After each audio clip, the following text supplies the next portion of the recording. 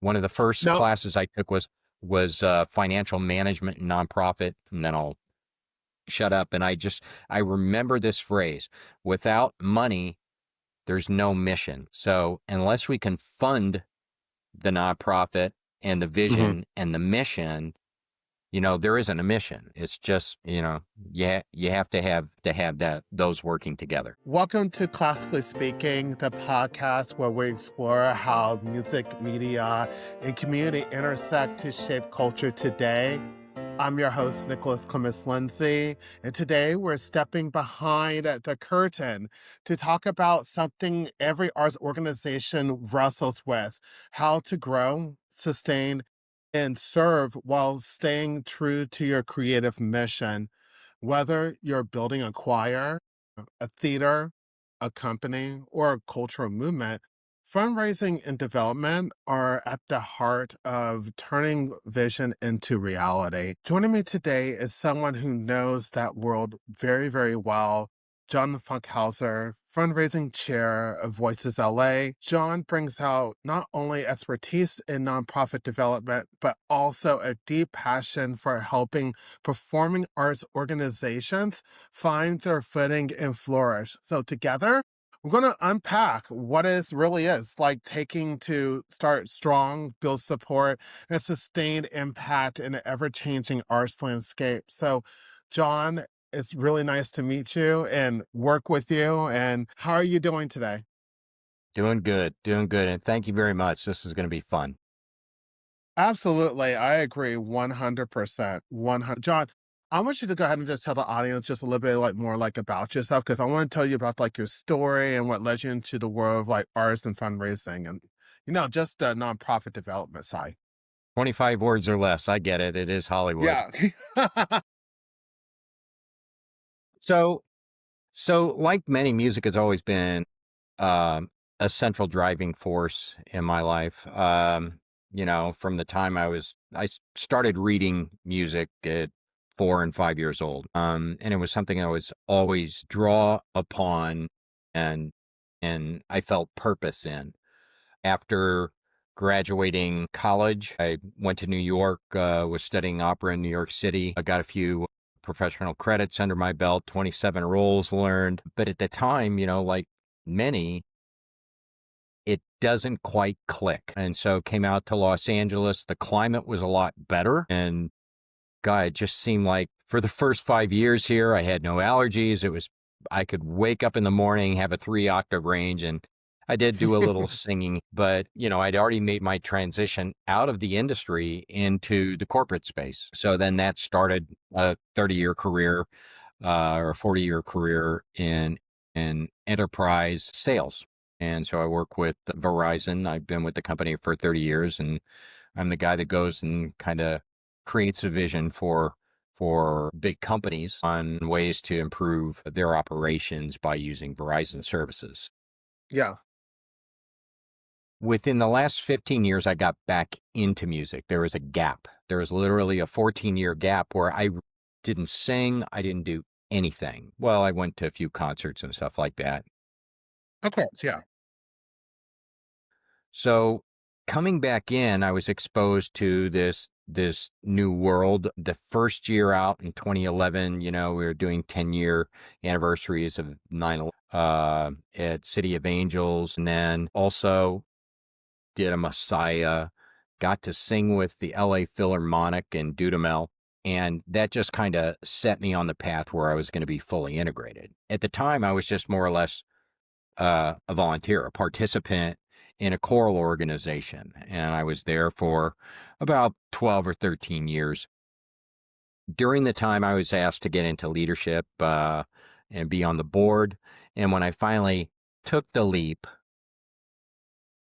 I was exposed to not a very effective board and a lot of directional issues, that didn't line up with the mission and the vision of a choral organization. So there were personalities that were not working together, did not represent the stakeholders or the members of the chorale.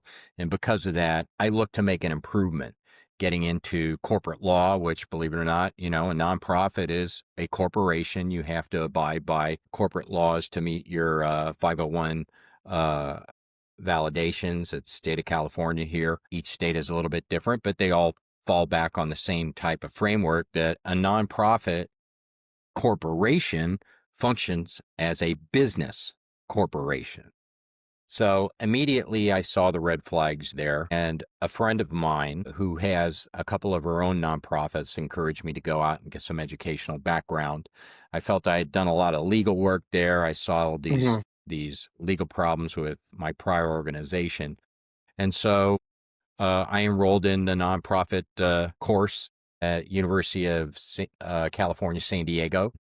I'm about to finish my certified fundraising executive certification at that point in time, which kind of gives me the basis to go out and call funds, whether it's grant writing, whether it's plan giving, annual giving events there. And so I'm doing all of this work, and I'm guiding it around this one artistic nonprofit. At some point in time, maybe I'll do it and get paid for it. But right now it's because it's a passion and something that I love. No, like I get it. I think that, for the things that what you've done in the past and also is connecting like over into your like your music background based in like New York and stuff as well. Like going to this direction, what we're actually like doing over in like Voices LA. And I think what being here, what actually excites you about being like the first fundraising chair of being in Voices LA? Hell, loaded question. I So know it is. Yeah. Yeah. Voices LA, many of the members, artistic direction, board members were individuals that I had performed with in the past. So I was comfortable Okay. with that. I think the the immediate thing that I realized is that structurally and foundation wise, the board, executive directors, and the artistic director were all on the same page. There's a thing in the industry out there called startup junkies. So I mean, in a sense, you can kind of get this euphoria of creating something, being in a Right. startup. It can also be very overwhelming. So in a performing organization, you've got the rehearsals, the study, the interaction with the people in the group. And that's something that, many of us had gotten brought into at the beginning. But then how do I give back? How do I add value? That's what's kind of led me down this fundraising path. I do technical sales. I do big contracts. That's what I've done in my real world career. Mhm. So why not leverage some of that experience and skill in a way that gives back to the organization? And so that's what brought me to the board in fundraising. Am I perfect? No way. Do I make mistakes? Totally. You and I were talking about one earlier today. Yeah. But it's a manage of it's about putting together the foundation. So whether John is here in 5 years or not, the structural aspects are there that will guarantee success of the organization, build the endowment, and create a long runtime for for the group. Absolutely. And listeners like out here, the thing is that we're basically building a house behind Voices LA. Voices LA again is a nonprofit core organization that's running on a high level semi-professional structure.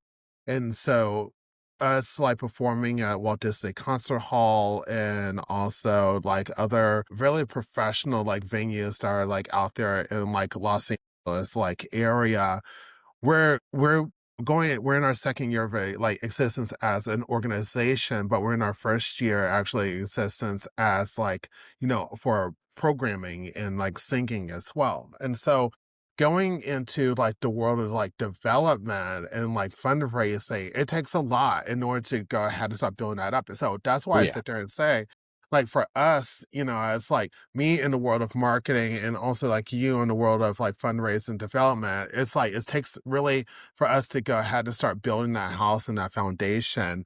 really hardcore. And so, and from like your perspective, like what role do you think like Voices LA can actually play in shaping Los Angeles's like cultural fabric? So, so the way I see Voices LA impacting really the five county area of Greater Los Angeles Yeah. is is at least adding to the artistic energy and environment in the city. But I'm now seeing that there's this unique position to where a new organization with vision can interconnect all the existing groups out there. For example, you have LA Philharmonic's Master Chorale. They're the tip tip of the or the top of the pyramid. They're equity, SAG-AFTRA. They're professional. They can read. They get paid. They've got multiple jobs. They do soundtracks. They sit there in Disney Hall. They're flown all over the world to perform with the LA Philharmonic. So they're the top of the heap, so to speak. Hmm. You've got LAO, LA Opera. And then you have some smaller organizations, Long Beach, Pacific Chorale. Many of these are professional organizations. And then you've got the layer where we sit right now, which is professional quality groups, geographically based that are working towards a different artistic direction. Now, in the nonprofit space, there's always this, oh, well, I'm competing for the same dollars. The fact of the matter is that we can help each other identify funding sources without necessarily taking away from our own. So that's this whole, how do we create a framework from what we're doing at Voices LA and creating this overall community that can draw upon. For example, That's definitely true.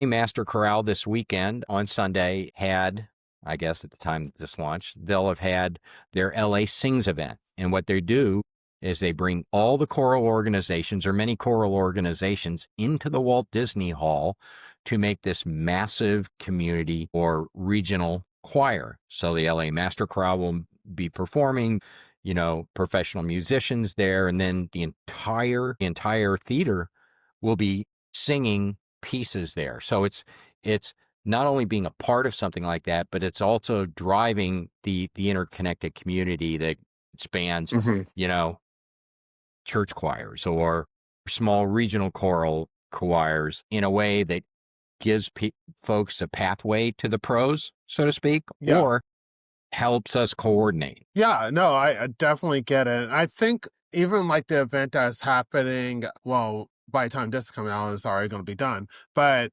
having like that particular like type of event is definitely going to give us even more legs inside the Walt Disney Concert Hall for sure. Because this is going to be what is that, our third or fourth time actually performing over there? Is that right? And so I it's going think to be I've it's sang, going to be a minute. yeah, yeah. Yeah. Going back, it seems like every year, one or two times a year, singing at the Disney Hall is been on my docket. So Right. that's fun. And being somebody who's been on the stage singing solos, it's fun even in a group to go there because the acoustics are so good. You can hear your voice bounce off the back wall. I mean, Hmm. each one of us gets our own personal little feedback session. I mean, it's fun. And and that's where like when we're talking about that and we're talking about building the house, this is where the legally, the structural, and the financial actually like comes along. And like Hmm. that's like grant writing, that's like everything that we have to do. And like that was something that we've actually like discussed earlier today about even like the Aaron Copeland grant, where it's like when you're there for like 2 years, you need to make sure that your package is like totally set and very structured. And because you are going against a lot of these already well established like organizations already to go ahead and get those dollars. So now we think about and are moving into starting something from scratch is that what is our package game? That's the first thing. But also how are we going to strategically um market and develop ourselves and make ourselves even more unique, not only within just saying Los Angeles, because Los Angeles is so broad in general, but very specific in the area that we're currently like located. And so since we perform in, since we rehearse in Pasadena, like how do we be able to build over there, or how do we be able to go ahead and build in like downtown Los Angeles or Beverly Hills? It's like those, because each area is a particular strategic type of zone that we have to do in order for us to go ahead and build that, that foundation from. Exactly. Exactly.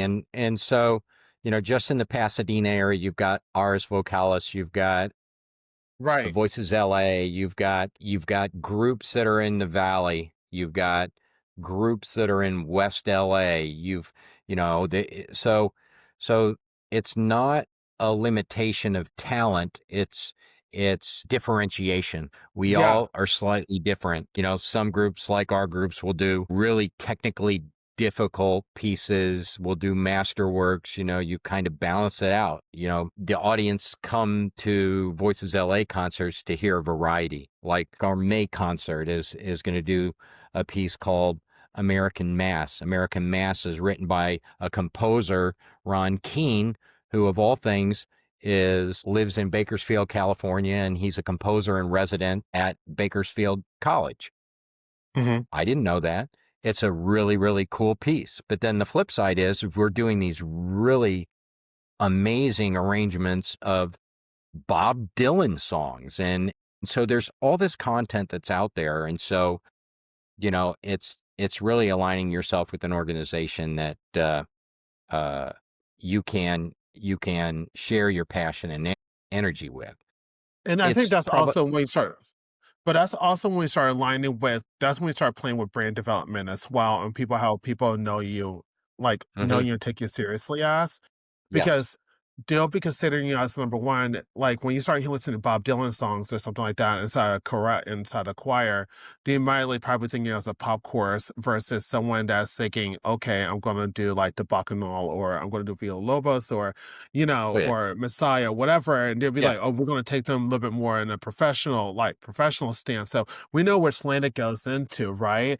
And that's like when we start playing more into the marketing game. It's like, where is like the bucket, um, and how it goes. The cool thing about Voices LA though is that we are performing pieces by composers that people know of, or that know that's emerging, but never heard that particular work before, which is very good. I think that's very smart. I think that's very, very smart. Specifically, because like the Mass and F that has been done like a couple of months ago, that's not performed a lot. That's like people listen to like Misa and B. They listen to that, or St. Matthew's Passion or something like Yes. that. And That Bach, they're that's waiting for that. That's Bach and Brahms for all those who don't know. Exactly, exactly. So we know the So composer, we can hear the thematic elements there in a completely different piece that nobody has heard of, and then the audience walks out going, "Oh my God, that was amazing." I mean, I think that the really cool thing you bring up is, and there's my dog. see, it's fine. Yeah. Yeah, is the amazing thing that you bring in is the branding aspect. I think that Hmm. Voices LA, the brand and the concept itself was really quite amazing. Callie, come here, get in here. But the branding was on point. It's different. It's a easy sell. I say easy. It starts to differentiate us. Right. Um, what I found that what we found is that the branding attracts, the concept attracts, whether it's via social media or word of mouth. Hmm. We're a group that is built up of educators, professional, sometimes professionals in different genres. Hmm. We've got a number of composers. We've got professionals that get paid good dollars to play, the piano or an organ, and yet they love to sing. So we've we bring in all these individuals. We have former SAG-AFTRA equity union paid performers. And again, it's because of the individuals that we built. And so we bring all this together and we're trying to build something. And I think that everybody's attracted to the whole idea that this is new. We're trying to establish an Right. audience. And for me, I'm excited to be able to help with the financial vision and take the direction from the executive director and the board and try to wrap money around it. One of the first classes I took was financial management and nonprofit, and then I'll shut up. And I remember this phrase: without money, there's no mission. So unless we can fund the nonprofit and the vision and the mission, there isn't a mission. It's just, you have to have those working together. But also, like, how can we approach donor relationships authentically, though, beyond just like asking for money? hmm So, one that requires outreach. We have to be able to, one, deliver on the core concept, which is putting together a top-notch product. Then is, how do we reach out and impact the future generation, so to speak, or do we expand and are saying, or identified in the same breath as some of these top-notch professional groups? And you would like to think it can happen over time, but I think realistically, we have to start with the product and then build the endowment and build the growth prospects in that way.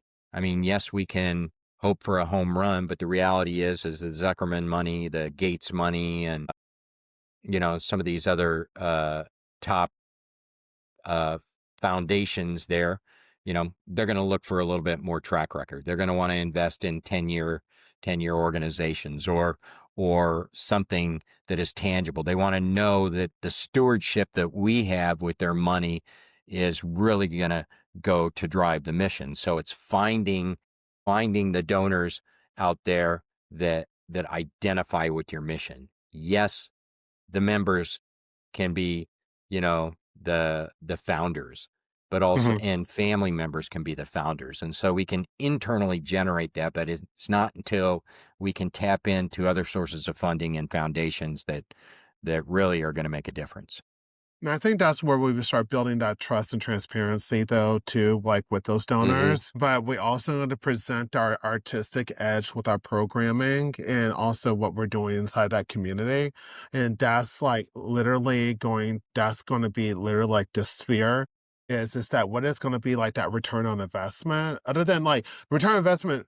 Of course, like, getting people to go ahead and listen to us like at those performances, that's the ROI on it. But like also the education and also hmm the commitment of like the organization among us community members is really, really big and extremely important. So this where it goes into when we're dealing with now growth, sustainability, and like in the future of like Voices LA, like we're right now in a really interesting economy at Oh this, yeah. and arts and like nonprofits are not getting as much as what we used to, but there are people making a lot of money like on the top as well. So like how are like the donor habits and expectations basically are shifting, especially with like that type of generation that's making that type of coin, but also what you think about like younger generations as well, trying to doing the So donation.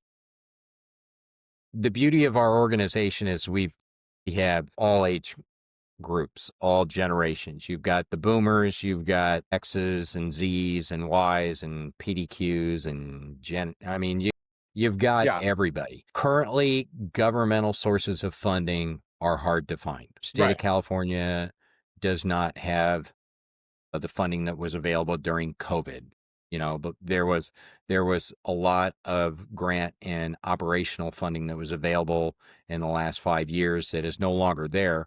Let alone, with the current administration, it's impacted any type of governmental funding grants that had been historically there. I Mhm. guess the beauty of an organization like Voices LA is that we didn't have that in the past, so we're building up through family foundations, trusts. We've got a couple of consistent annual trust organizations. We're starting to tap into corporate matching funding, which comes from folks like me, and Verizon's very good about matching. And so, we also have other members that have matching funds from corporations. One thing that is going to be interesting for me is I'm going to start exploring corporate avenues, not just the matching, because there are a number of other entities out there that have funds available for specific needs: outreach, underserved communities, educational programs. For example, I'm floating around the idea on this American composer is, what would it take to bring in the actual composer who's an educator to have a workshop before our concert? So there's different ways to tap into, or at least build the programs that make you look better to a funding organization or a foundation, and you know have a broader market, or create a different pie. See, that's what I like to think. I'm creating or identifying new markets.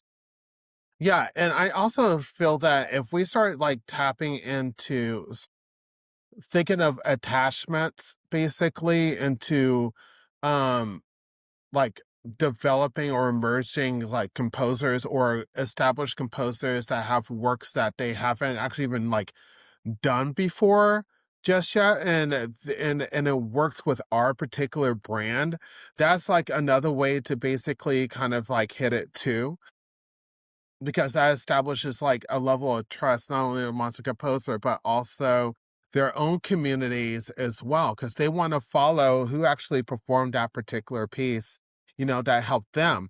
And that's a big thing, and that actually helps with Voices LA's continued growth and also like community impact, like that's like the biggest part right there. So in like closing like reflections, like what advice would you give to someone who is just getting started into building a nonprofit? Like you're doing it now. Yeah, We're rolling in year two. What is your year two it all advice? s- yeah, it all starts with the original vision and mission.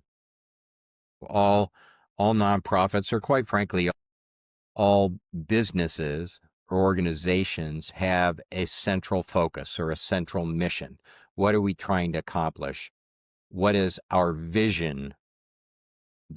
It all can be boiled down to those two things: mission and vision. Is there an opportunity? Who are we serving? Is it a community? Is it ourselves? I mean, because, many of us in the artistic space are doing it for our own personal passions and reasons. But the mission and the vision supports that. The mission and the vision of a new organization is going to need to not only support that which we care about, but also um, provide a service to the community, and something, a give back in sense, whether it's um, a homelessness charity, whether it's I mean, even things like Salvation Army or any religious organization is technically giving back and is providing a service. So they each have their mission: saving souls, saving people. What is it? We're coming into Thanksgiving, and Right. the Los Angeles mission is about to provide 50,000 Thanksgiving dinners to underserved and the underserved community there. So it doesn't really matter if it's a performing arts group or something like that. We're all giving back. But for artistic organizations, it all starts with the mission and the vision, and the foundational structure of a business, a corporation, because that's ultimately what a nonprofit is. No, I get it. And thank you so much, John, for sharing your insights today. And your heart for this, like for your work. And so What you described today really shows that behind every great performance is a foundation that's basically built on that trust and generosity and that also that purpose. And so anyone that's basically listening out there that really is dreaming about starting something of their own, I really hope that this conversation really reminds you that creativity and sustainability actually can coexist. So it just takes out a vision, a community, and just a little bit of courage. And make sure that you follow Voices LA and follow our journey on Instagram and also on Spotify as well, wherever you listen to your podcast, and go onto the website.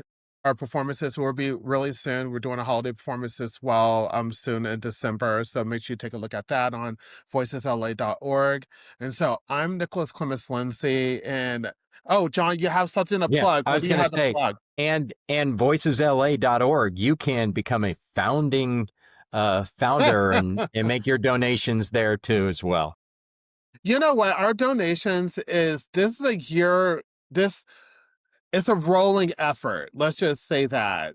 You know, other organizations, they have like how they do their fundraising, but being a part of Voices LA, however you can contribute is being contributing to a family. And Oh, yeah. that's really, really big. And also our community members being involved into like involving themselves into an organization like this and feeling like they belong is something that's even bigger for them because they're doing something with like a passion, but also they have a mission that not only helps them, but also helps us too at the end of the day. And that what really matter, right? We all need each other. We all need each other Yes. at this time of need. So thank you so much, John. I'm Nicholas Clements-Lindsey, and this has been Classically Speaking. Stay tuned for our next episode where we'll continue exploring how music and media moves the world forward. So thank you so much. You have a good day.